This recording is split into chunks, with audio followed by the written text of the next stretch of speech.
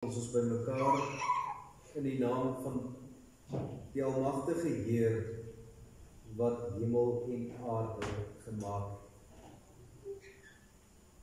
Die Here het vir Moses gesê, ek is, het jou na hulle toe gestuur. Jy moet sê, ek is, het julle na Israel toe gestuur.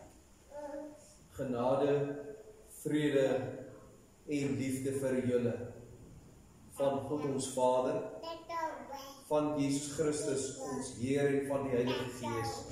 Amen.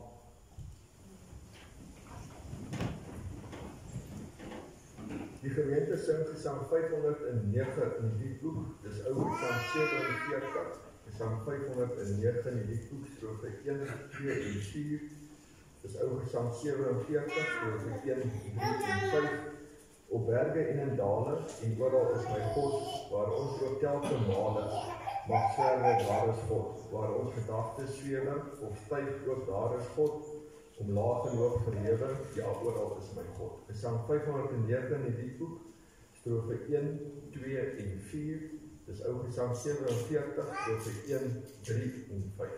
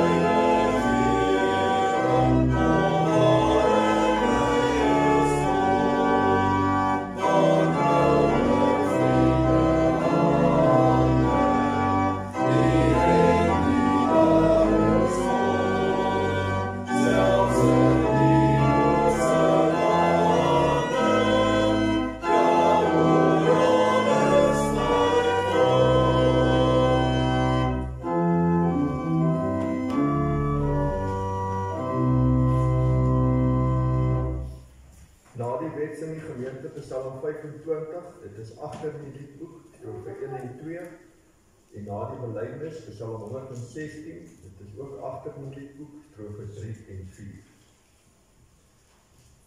Gemeente, waaruit ken ons sonde en ellende? Ons ken dit uit die wet van God. Luister dan met aandag na die wet van die Here, soos dit vir ons opgeteken is in Eksodus 20. Toe het God al hierdie gebooie aangekondig.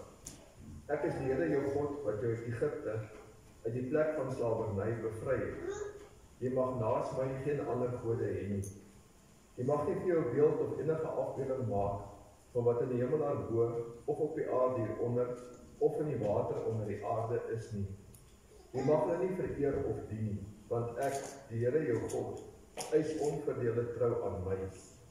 Ek reken kinders die sondes van hulle vaders toe, selfs tot in die 3de en 4de geslag van die wat my haat.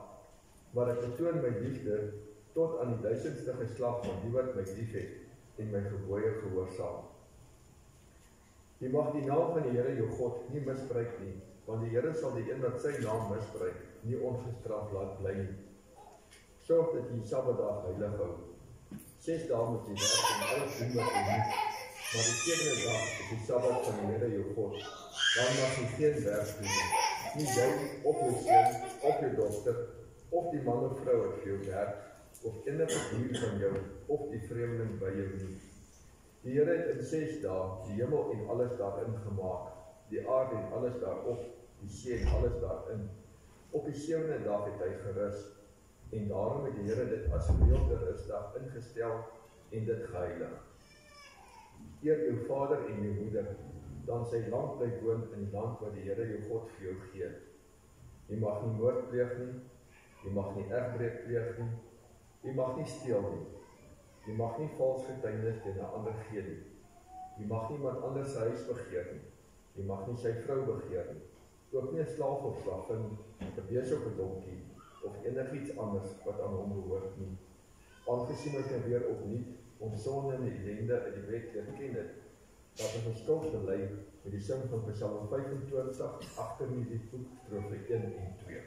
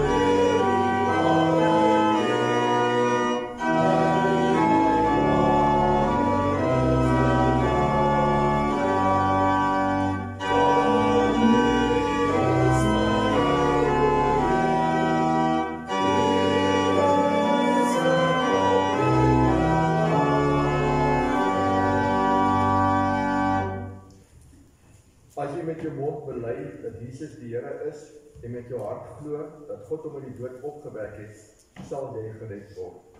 Met die hart glo ons en ons word vrygespreek, met die mond bely ons en ons word gered. Laat ons dan nou belydenis van ons algemene Christelike geloof doen en dat elkeen van ons in sy hart soos volg spreek. Ek glo in God, die Vader, die Almagtige, die skepper van die hemel en die aarde, en in Jesus Christus, sy eniggebore Seun, ons Here, wat ontvang is van die Heilige Gees, gebore is in die maagd Maria, wat gelei het onder Pontius Pilatus, gekruisig is, gesterf het en begrawe is, en neergedaal het na die hel, wat op die 3de dag weer opgestaan het uit die dode, wat opgevaar het na die hemel, en sit aan die regterhand van God, die Almagtige Vader, van waar hy sal kom om te oordeel, die wat nog lewe en die wat reeds gesterf het. Ek glo in die Heilige Gees. Ek glo aan 'n heilige, algemene Christelike kerk, die gemeenskap van die heiliges, die vergifnis van sondes, die opstanding van die vlees en 'n ewige lewe. Amen. Aangesien ons nou ons geloof bely het, laat ons lewe aan die Here toewy. Die sing van Psalm 116 agter in die liedboek, strofe 3 en 4.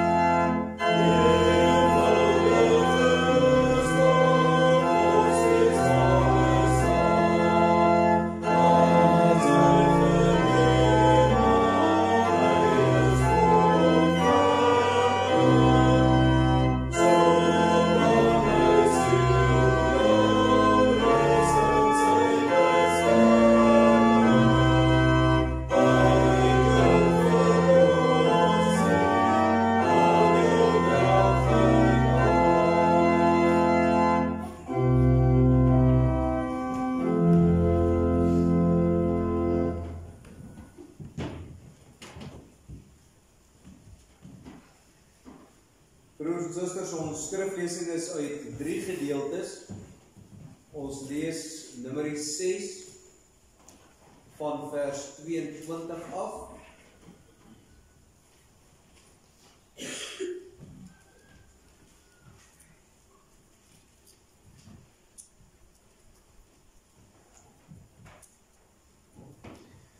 En dan lees ons Galasiërs 3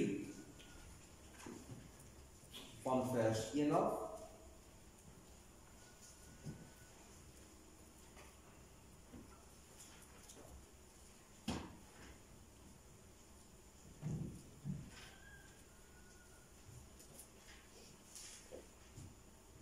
En dan Lukas 6 van vers 20.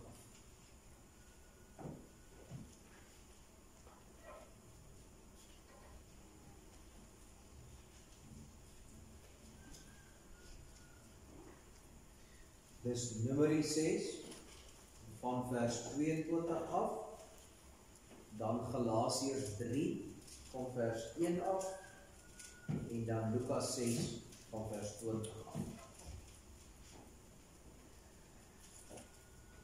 Die Here het vir Moses gesê, sê vir Aaron en sy seuns, so moet julle sê wanneer julle die Israeliete seën. Die Here sal julle seën en julle beskerm.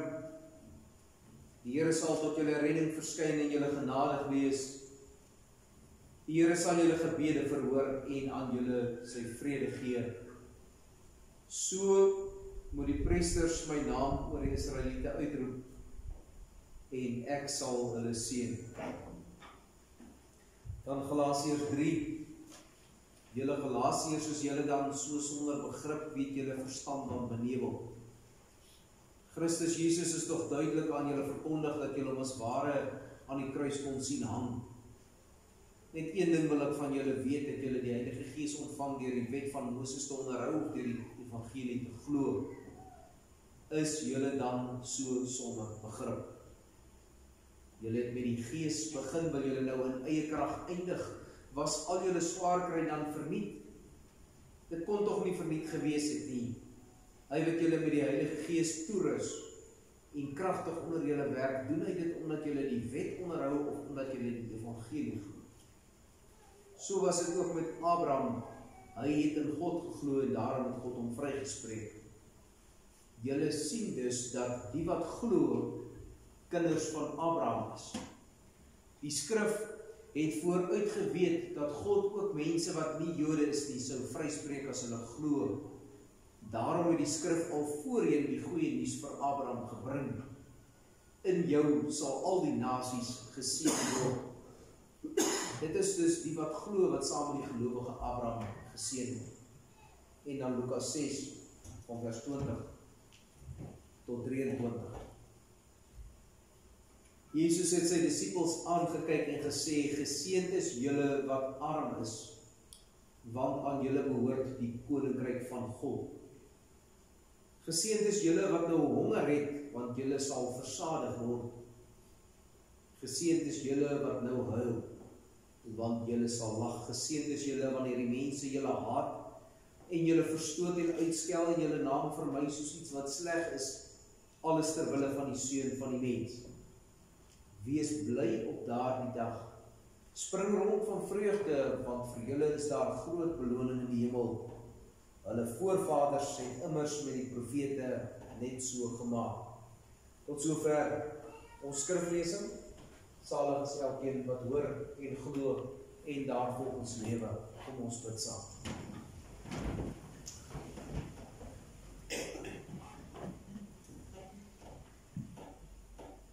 Ons heilige en almagtige hemelse Vader,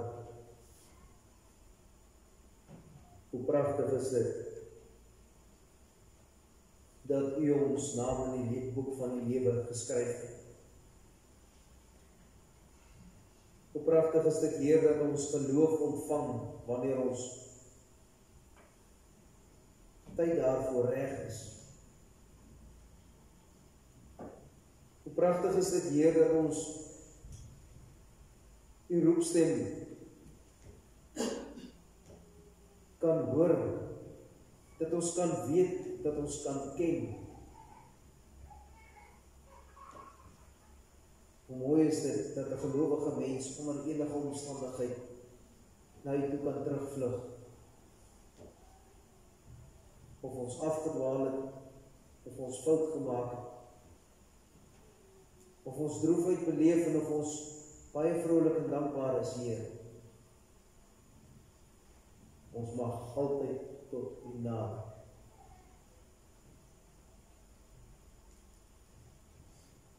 Juist daarom, Heer,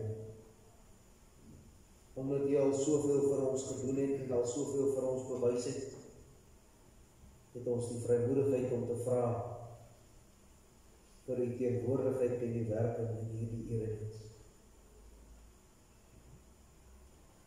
Omdat ons kan terugkyk oor duisende jare waar U self die kerk onderhou het, wil ons graag vorentoe kyk met die wete en die vertroue dat U ons ook hier nie alleen laat. Daarom vra ons dat U deur die Gees en vanuit U woord in ons harte sal werk. Ons bid dit in Jesus naam. Amen.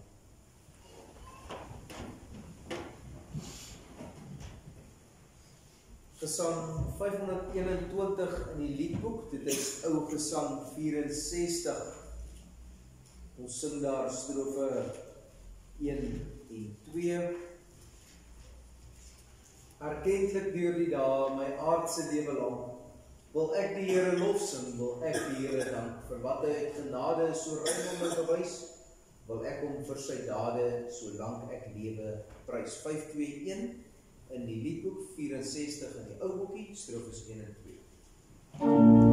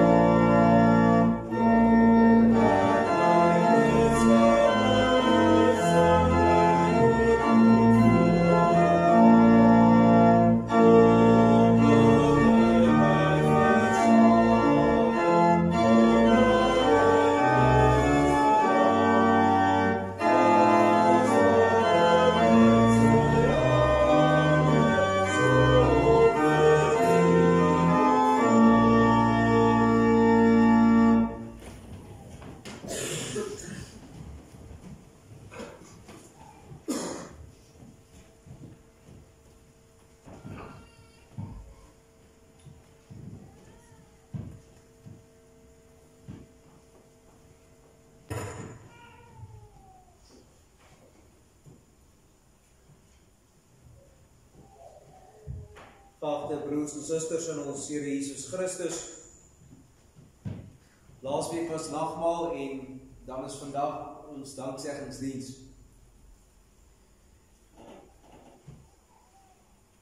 Hoekom is dit so dat ons die teorie baie mooi ken? Van 'n lewe wat elke oggend, elke middag, elke aand en deur die nag aan God toegewy moet wees. En alles wat ons sê, dink, doen van die oggend tot die aand, moet dit vir ons altyd baie duidelik wees waar ons fokus moet lê, dat ons tot eer van God moet leef en die manier ons dit elke dag doen moet vir enigeen wat ons kyk duidelik uitwys. Hier is 'n kind van die almagtige Here. Hoe pragtig sou dit gewees het as ons dit regtig mooi kon regkry. En dan sou daar waarskynlik heelwat minder kinderstories in die wêreld gewees het. En dan sou daar nie so baie sappige stukkies gewees het waaroor 'n mens kon oorvertel aan ons kinders.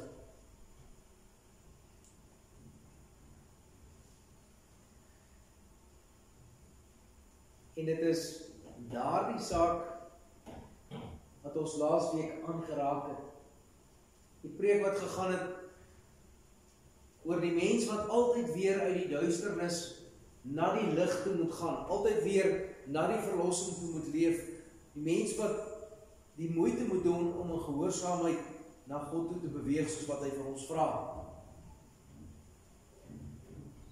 En terselfdertyd tot ons by die nagmaaltafel kom aansit laasweek, waar ons kon proe, kon voel, kon sien en herinner kan word dat die kruis en die opstanding van die Here Jesus 'n werklikheid is. Kom alles daarop neer dat die stryd wat elkeen van ons elke dag moet stryd. Partykeer is dit meer, partykeer is dit minder. Maar daardie stryd wat ons elke dag van ons lewe stry in die geloof is nie 'n verlore stryd. Dis wat dit so mooi maak. Dis nie nou maar net eensklaps verby en as ons 'n fout gemaak het, dan is dit nou maar eind uit afgehandel. Dit wat u en ek elke dag van ons lewe leef, het sin, dit het doel en daar's betekenis daaraan. Vandag gaan ons nou 'n bietjie verder, ons kyk na die tema van God se seën. Want ons hoor dit, die Here sal jou seën, of as ons die erediens afsluit, dan is dit met die Aaron seënbede wat ons gelees het hier by Numeri. Of ons hoor mense sê, maar ons is geseënd met hierdie en daardie. As mense in die Griekse teks gaan kyk, vir die van u wat so 'n bietjie of verder opgelees het en studeer het in die sake, die Ou Testament is in Hebreëus geskryf en die Nuwe Testament is in Grieks geskryf. Maar daar is 'n Griekse teks van die Ou Testament. En nadat die Griekse teks van die Ou Testament geskryf is die Hebreëse teks van die Ou Testament stukkie en plek bietjies verander en aangepas. So die Griekse teks van die Ou Testament is waarskynlik 'n baie betroubaarder, oorspronkliker weergawe. As 'n mens nou die Griekse teks van die Ou Testament vat en 'n mens vat die Griekse teks van die Nuwe Testament en 'n mens kyk, wat staan daar geskryf oor God se seën? Dan kry mens basies twee beginsels. Daar's nou verskillende woorde wat gebruik word en 'n woord het hierdie betekenis en 'n woord het daai betekenis. Ons weet nou so 'n bietjie hoe taal werk. Maar daar's twee beginsels wat baie duidelik na vore kom. Die een ding is die aksie wat plaasvind wanneer God mense seën. Dit wil sê wanneer ons iets ontvang van sy kant af. En dit kan een van baie dinge wees. Later 'n bietjie daarby uit. Net daardie eerste aksie van wat die mens van God af ontvang. En dan so tussen die lyne is dit so mooi. Die fokus val nie net op die aksie van skenk nie, die fokus val op die mens met wie dit gebeur en daar's dit duidelik. Hierdie een wat God se seën ontvang is 'n gunsteling van die Here. Daai ding moet ons verstaan. Die gelowige is naby aan God se hart. Hy hou sy oog op hom en hy kyk wat daar aangaan en hy sorg. Dis nie maar net 'n mens wat nou maar net hier op die aarde is en dan gebeur daar toevallig of net uit willekeur een of ander iets. Daardie persoon wat God se seëning ontvang is baie spesiaal vir ons hemelse Vader. En dan die tweede saak wat daarmee saamloop, is die toestand wat verander wanneer 'n mens die seëninge ontvang het. Daardie gedeelte is net so belangrik.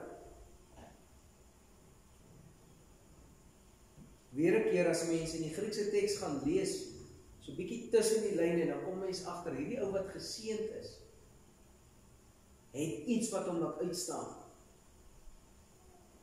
Daar is ietsie wat hom anders maak. In sommige gevalle is dit 'n baie eenvoudige betekenis, soos wat 'n kind vrolik is. En soos wat 'n kind in baie gevalle kommervry leef. Dit is die geseënd wees wat dit moontlik maak.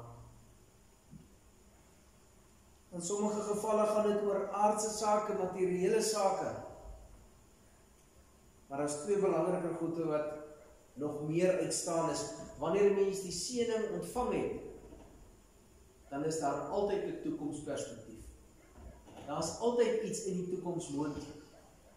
Daar is altyd 'n belofte van, dit stop nie nou hier nie, dit sal aangaan. En dan is daar die hele saak van volharding. In ons tyd sal ons sê, om geseënd te wees beteken ook, jy moet vasbyt. Dit is nie noodwendig gemaklik of 'n lekker pad nie, maar as jy moet werk om vas te byt op daardie pad.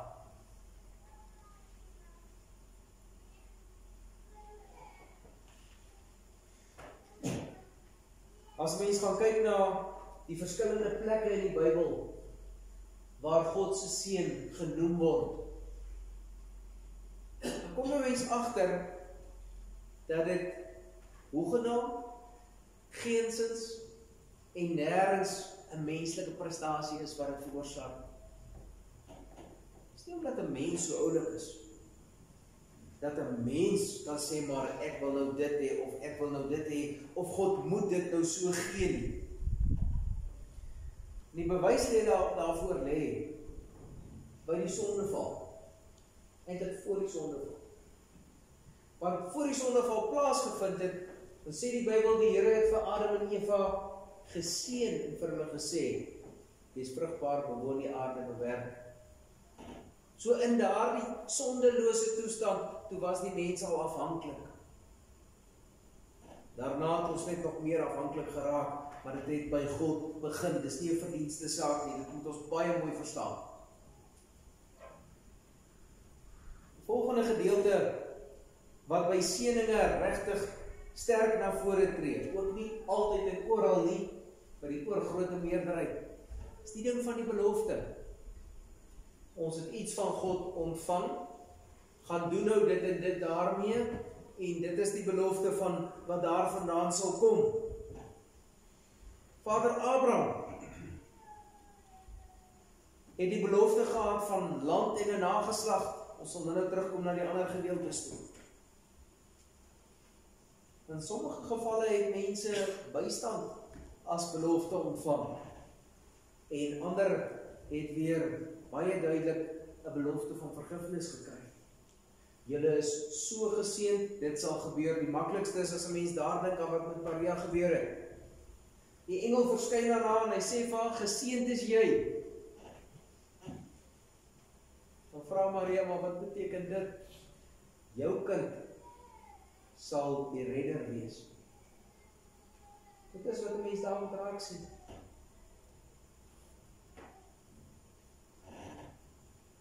As 'n mens daar die seëning ontvang het, dan kom 'n mens agter, maar nou is die dinge anders. Nou is daar 'n lewende verhouding van God se kant af na ons toe, en ons moet antwoord daarop. Jesus het gesê dat hy die koninkryk bring. Die koninkryk is al daardie siele saam wat geloof ontvang het. Dit is ook 'n seën. Dis ook waar God van sy kant af dinge hier laat gebeur het, en waar die mense met wie dit gebeur het, dit dan moet verder vat.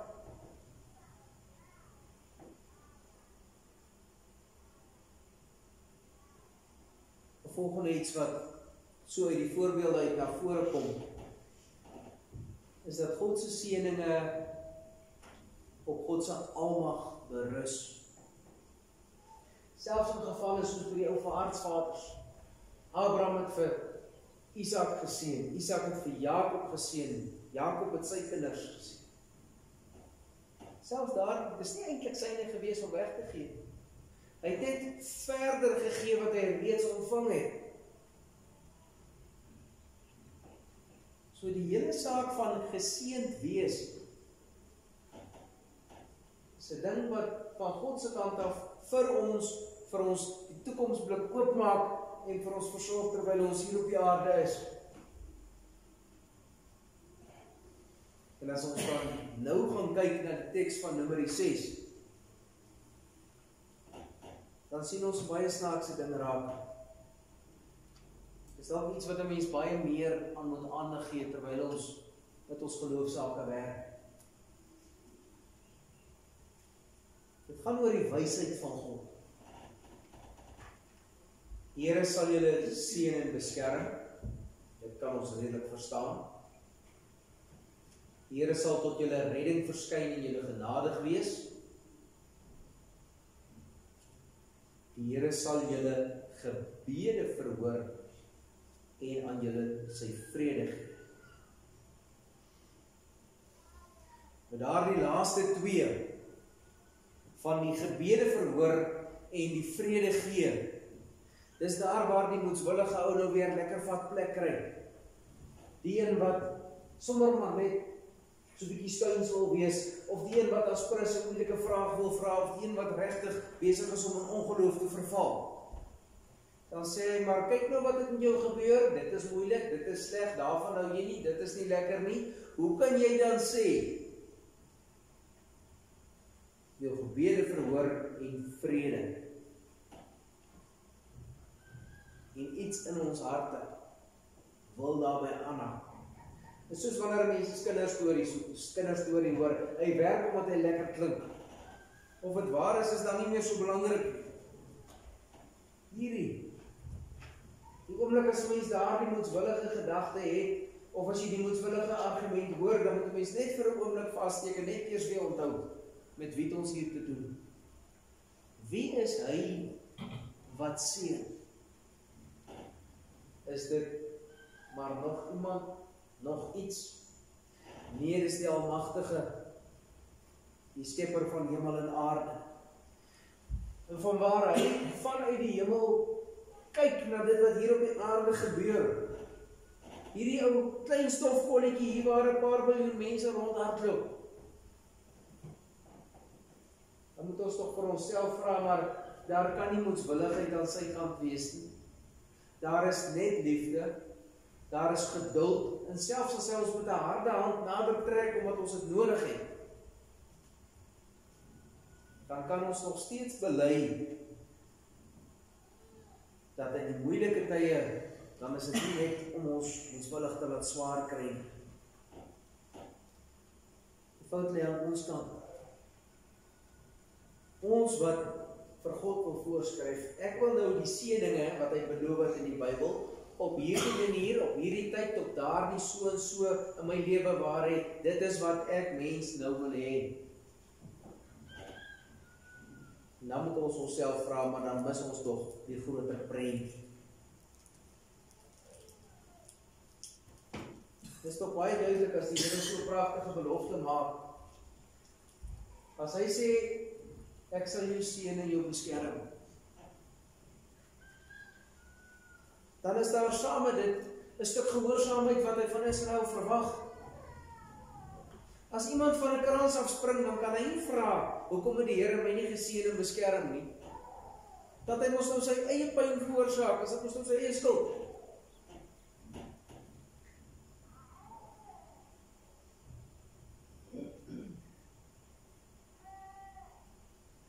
Om geseën te wees, is 'n gawe en nie 'n reg. En dit gebeur te maklik dat ons dink, maar ons moet nou hierdie en daardie dinge so ontvang. En spesifiek as dit gaan oor julle gebede verhoor. Dan sit Christus in Getsemane en hy vra, laat hierdie lydensbeker by my verbygaan. 'n Volmaakte gebed deur die enigste volmaakte mens wat self God is, en dit word nie verhoor nie. Watter rede is daar dan dat een enkele van ons gebede verhoor moet word? As God nie eens 'n volmaakte gebed van sy eie seun verhoor nie, omdat dit nodig is dat dit in 'n ander koers moet gaan, dan moet ons wakker word en ons moet besef, dis tog maar genade dat God in wysheid besluit.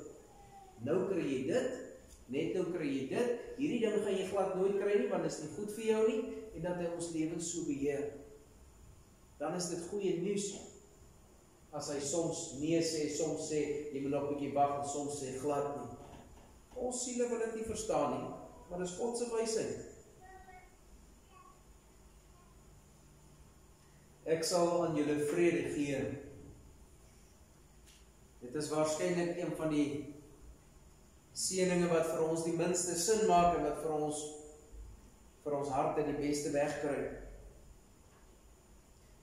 Want al hierdie dinge, alles wat hier staan, maak eers sin as daar vrede tussen God en ons is. As daar nie vrede is wat van God se kant af na ons toe kom om ons lewens vol te maak en ons op die regte koers te sit, dan is dit noodwendig so dat ons altyd self van ons eie krag afhanklik wil wees.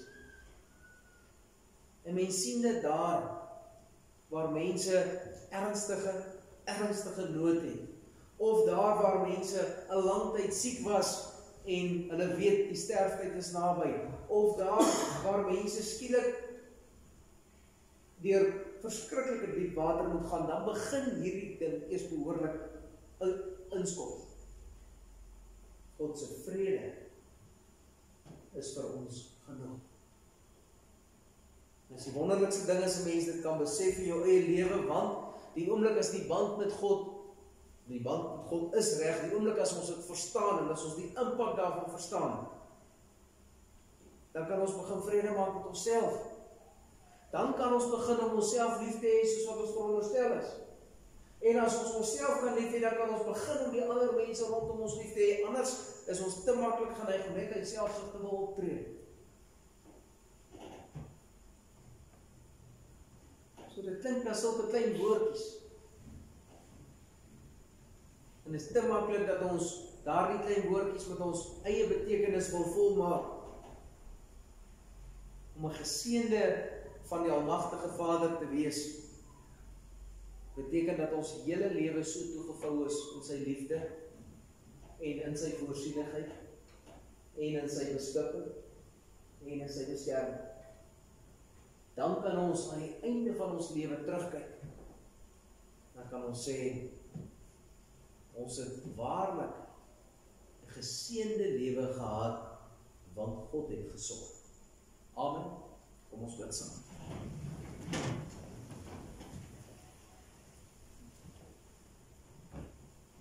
Ons troue Hemelse Vader, waar sou ons gewees het as U ons nie aangeraak het? Waar sou ons gewees het, Heer, as U nie in liefde vir ons verdra en verduur het? Waar sou ons gewees het, as ons nie die kennis ontvang het wat nodig is? En dit is alle seëninge wat van U af na ons toe kom.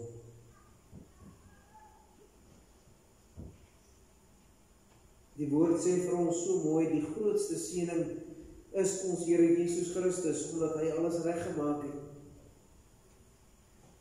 Omdat hy die geestelike band met U herstel het, soos wat dit vir Vader Abraham beloof was. Nou kan ons met vrymoedigheid vorentoe kyk, waar U woord vir ons ons sê, geseënd is julle wanneer julle honger het, geseënd is julle wanneer julle dors het, geseënd is julle wanneer julle sleg behandel word.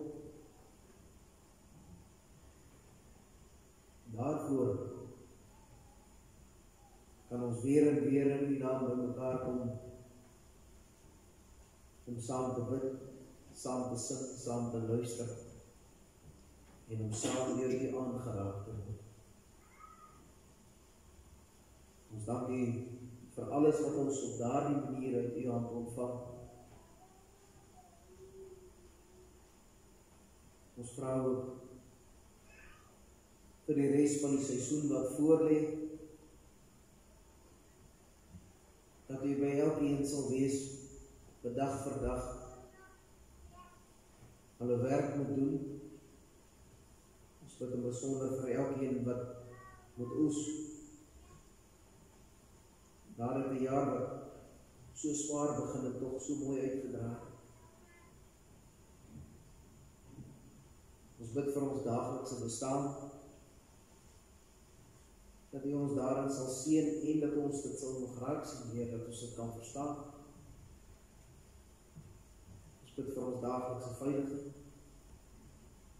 dat U ons daarin sal seën. Ons sal naby wees en ons sal help te verstaan waarom, wat, op watter tyd, vir watter rede gebeur. O alles vra ons vir die seëninge wat vir ons die pad oopmaak na die ewige lewe. Dat U ons oortredings nie teen ons sal hou, Heer, maar dat U sal wegvat, so ver as wat oos en wes van mekaar is. Ons bede is dat ons lewens vir U aanneemlik sal wees. Ons vra dit in Christus naam. Amen.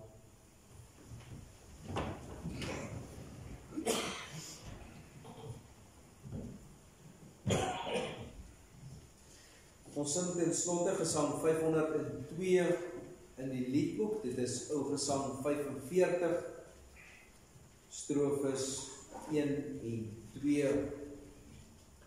Vol vertroue, vas en veilig, bou ek kommervry my hoop. Op die Here wat almagtig heers oor voorspoed en oorloop. 502 in die liedboek, ou Gesang 45, strofes 1 en 2.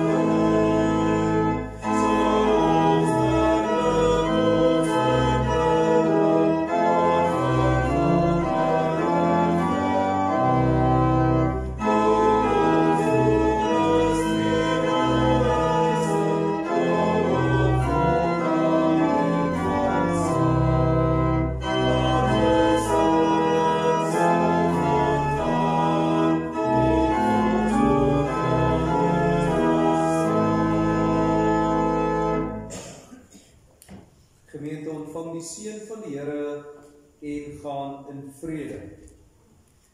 Die Here sal julle seën en beskerm. Die Here sal tot julle redding verskyn en julle genadig wees. Die Here sal julle gebede verhoor en aan julle sy vrede gee. Amen.